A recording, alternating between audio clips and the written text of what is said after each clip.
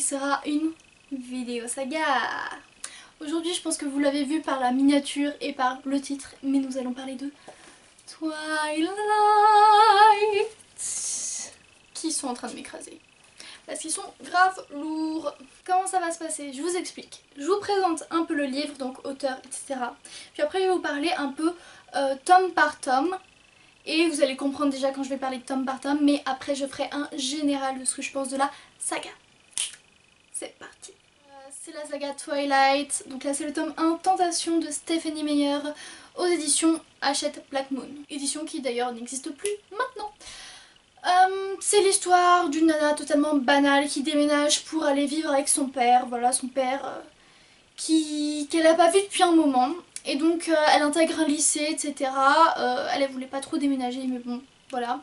Et elle rencontre un mec totalement mystérieux qui l'attire, mais comme jamais. Et il se trouve qu'il n'est pas très humain. Donc voilà, de toute façon tout le monde connaît Twilight, je pense que voilà, personne ne connaît pas Twilight. C'est vrai qu'ils ont quand même bien 15 ans, donc ils sont un peu vieux. Puis vraiment de toute façon avec les films etc, qui a pu louper Twilight? Pour le tome 1, donc pour savoir en fait, moi j'ai vu les films un nombre incalculable de fois, vraiment j'ai vu les films mais tellement de fois. Et en fait ils sont passés à la télé pendant le confinement, donc un par semaine, je crois que c'était lundi. Et j'ai regardé le premier, je me suis dit bon allez pourquoi pas, j'ai rien de mieux à faire, je traînais comme ça devant la télé, bon allez. Et je regarde. Et en fait je me suis totalement prise dedans. J'ai même pas réussi à attendre la semaine d'après. Et je me suis retrouvée à binge-watcher genre tous les Twilight, un par soir. Et ça m'a totalement plongée dedans et je me suis dit j'aimerais bien les lire. Puis après je me suis souvenue mais Clem, elle a les Twilight en fait. Et du coup je me suis dit bon tiens allez je vais les lire. J'étais grave dedans, je me suis dit je vais lire les Twilight pour la première fois, je les ai jamais lus, c'est le moment. Donc j'ai commencé, Clémentine elle avait les 3 premiers et donc je me suis lancée dedans. J'ai trouvé au premier abord que c'était hyper méga ressemblant. Donc le premier tome, copier-coller, c'est exactement la même chose et j'adore les films qui sont vraiment comme les livres. J'adore ça, je trouve ça trop bien. En comparaison à Divergente le 2 ou 3, il n'y a même pas le 3. Le 2 qui ne ressemble pas du tout au livre. Ça c'est une catastrophe. Donc ouais, là j'adore quand les films sont vraiment ressemblants au livre. Donc j'étais contente de voir que c'était exactement la même chose. Même je crois qu'il y a des dialogues qui sont exactement les mêmes. Du coup ça m'a fait plaisir. Il y a quelques différences comme un personnage qui existe dans la bande d'amis de Bella dans le livre mais pas dans le film. Voilà, il y a des choses qu'on comprend mieux avec des amitiés. Dans le sens où on voit qu'elle n'est pas si amie avec des gens etc. qu'on voit pas forcément dans le film. Et ce que j'ai adoré forcément c'est d'avoir les pensées de Bella. En fait c'est pour ça aussi que je voulais les lire, parce que j'étais à fond dedans, mais aussi parce que je voulais savoir qu'est-ce que Bella pensait à ce moment-là, à ci, à ça, et avoir peut-être des scènes coupées qui n'existaient pas dans les films parce qu'elles étaient dans les livres mais pas dans les films. Donc sur ça j'étais trop contente. Sinon pour le style d'écriture j'ai trouvé que c'était un peu plus jeune que ce que je lis habituellement, mais ça m'a énormément plu quand même. J'ai dévoré les livres très rapidement. Et ça m'a pas empêché, c'est pas du préadolescent, c'est du adolescent et j'ai bien aimé. J'ai trouvé que ça allait un peu vite entre les personnages, donc Twilight, Bella. C'est vrai que ça va un peu vite entre eux. C'est peut-être le défaut que je peux faire un peu, mais j'étais totalement prise dedans en fait. Genre même si c'est vrai que ça allait vite, j'étais totalement prise dans leur romance. Ensuite le tome 2, c'est pas le tome 1. Oh me dites pas que j'ai inversé. Bon.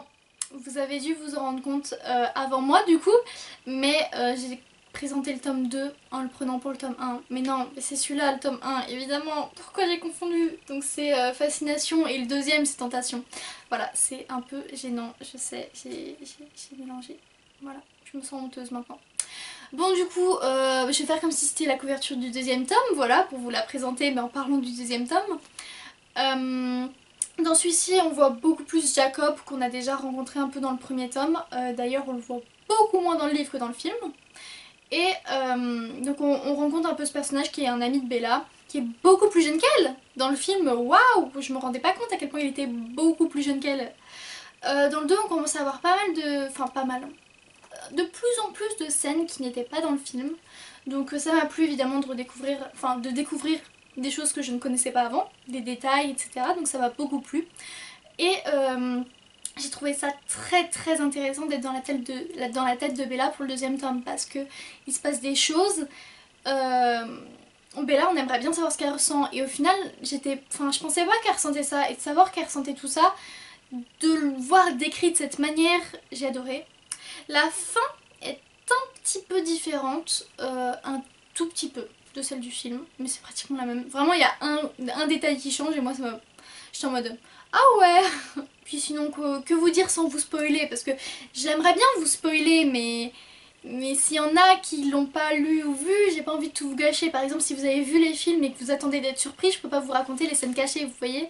Mais après, si vous voulez pas les lire ou etc, je peux vous faire une vidéo totale spoiler sur les livres Twilight. Donc pas un spoiler vraiment comme Clem fait, mais vous dire tout ce qu'il n'y a pas dans le film. Donc vous dire Alice, on sait d'où elle vient, parce que Alice on sait pas du tout d'où elle vient dans le film. Emmett aussi il me semble qu'on sait pas. On sait pour Jasper, on sait pour Rose il me semble elle s'appelle. Edward on sait. Ouais voilà, on sait pas pour Emmett et Alice, donc moi je sais. Donc si vous les avez pas lus, si vous avez pas envie de voilà, si vous êtes nombreux, je pourrais vous faire une vidéo spoiler Twilight, tout ce qu'on ne sait pas dans les films. Je sais que dans les films, pendant toute une période j'ai vraiment préféré Jacob par rapport à Edward. Et dans les livres, vraiment je préfère Edward.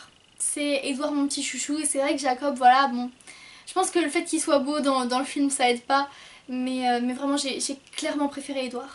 Le troisième tome que j'ai dans une belle édition hardback, c'est Clément lui a offert à son anniversaire, il y a très longtemps. Donc c'est Hésitation, le troisième tome, qui fait des reflets affreux, je suis désolée. Là, plus les livres passaient et plus l'intensité arrivait, et j'adorais. Jacob, grosse tête à claque. Il y avait des moments, mais grosse tête à claque. Vraiment, alors que dans le film j'adore, là dans le livre j'étais en mode... Non, en fait. Toujours plus. En fait, plus les tomes passent et plus on a de scènes qu'il n'y a pas dans les films. Et plus ça se sépare un peu, mais c'est toujours très ressemblant, hein, vraiment très ressemblant. Sinon, rien d'autre à dire. J'ai comme d'hab adoré être dans les pensées de Bella. Rien de spécial pour ce 3 que j'ai adoré. Et pour finir, le tome 4 que j'ai dû acheter pendant le confinement. Voilà, je l'ai commandé parce que je pouvais pas attendre et parce que Clémentine ne l'avait pas. Elle avait dû l'emprunter à la bibliothèque ou à un ami. Donc c'est Révélation, donc ça représente le tome, enfin le film 4 partie 1 et partie 2. Donc voilà, c'est un gros livre quand même de 750 pages. Et j'ai totalement aimé quelque chose, je m'attendais pas du tout à ça. Attends, je vous laisse un peu de suspense là. Vous savez qu'il y a au moins 100 pages d'affilée, je dirais 150-200 même, de point de vue de Jacob. Genre il y a du point de vue de Jacob, mais je m'y attendais pas du tout. Genre en fait dans le film, on le suit, mais je m'étais pas attendue genre à ce que dans le livre on soit vraiment genre avec Jacob, qu'on soit Jacob. Je m'attendais pas du tout. Sinon voilà, exactement, c'est très ressemblant, mais il y a quand même quelques différences que j'ai su relever.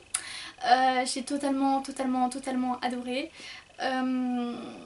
J'étais un peu déçue par contre qu'il n'y ait pas de fesses. C'est vrai qu'il y a des moments où j'aurais bien aimé avoir un peu de fesses, mais ça a été coupé. Et du coup voilà, j'étais un petit peu déçue, j'aurais bien aimé avoir, mais bon, tant pis. C'est vrai que c'est pour ados et moi j'ai l'habitude de lire du nu adulte. Mais ça serait tellement bien allé dans ce moment-là que bon, j'étais en mode oh, on s'arrête, on passe au lendemain, t'es sûre? Donc voilà, ça m'a un peu... Voilà, c'est l'habitude je pense. Sinon, que dire de cette belle pavasse? J'adore tout simplement. Vraiment, je sais pas trop quoi vous dire, les personnages sont tellement attachants, j'ai adoré en savoir plus, enfin c'est incroyable. Donc mon avis en général, je suis tellement contente de les avoir lus, vraiment c'était incroyable, j'aurais tellement dû les lire plus tôt, mais je sens que c'était quand même le bon moment pour les lire, donc j'en suis très contente. Si vous ne savez pas, le tome Midnight Sun, donc c'est le premier tome, mais du point de vue de Edward, sort en août 2020. Je sais plus le combien, je l'ai su, je l'ai oublié. Évidemment oui je vais l'acheter et évidemment oui je vais vous en parler après. Donc j'ai très hâte de lire Le point de vue d'Edouard.